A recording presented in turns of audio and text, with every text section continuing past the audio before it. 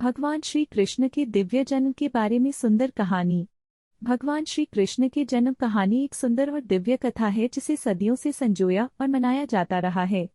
ऐसा कहा जाता है कि हिंदू कथाओं में सबसे सम्मानित देवताओं में से एक भगवान श्री विष्णु ने दुनिया से बुराई से छुटकारा पाने और शांति और सद्भाव बहाल करने के लिए भगवान श्री कृष्ण के रूप में धरती पर जन्म लिया।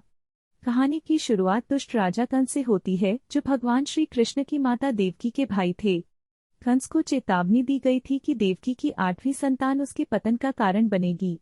इस भविष्यवाणी से डरकर कंस ने देवकी और उनके पति वासुदेव को कैद कर लिया और उनके सभी बच्चों को पैदा होते ही मारने की कसम खाई। हालांकि भगवान श्री विष्णु के पास अपने अवतार की रक्षा करने की एक योजना थी और उन्होंने वासुदेव को नवजात शिशु को सुरक्षित स्थान पर ले जाने का निर्देश दिया।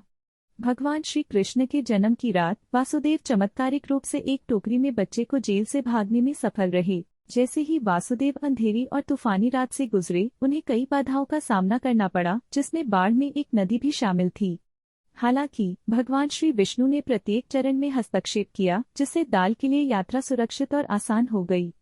जब वह अपने गंतव्य पर पहुंचे तो उन्हें नंद और यशोदा से पैदा हुई एक बच्ची मिली और भगवान श्री विष्णु के आशीर्वाद से उन्होंने बच्चों की अदला बदली की और जेल लौट आए।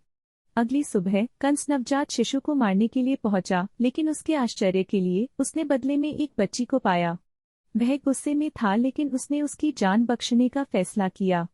हालांकि भविष्यवाणी पूरी हो चुकी थी और भगवान श्री कृष्ण नंद और यशोदा की देखभाल में सुरक्षित और स्वस्थ थे।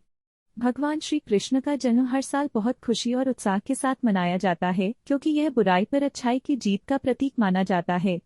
कहानी विश्वास, भक्ति और देवीय हस्तक्षेप की शक्ति का एक वसीयतनामा है और यह सभी उम्र और पृष्ठभूमि के लोगों को प्रेरित करती रहती है।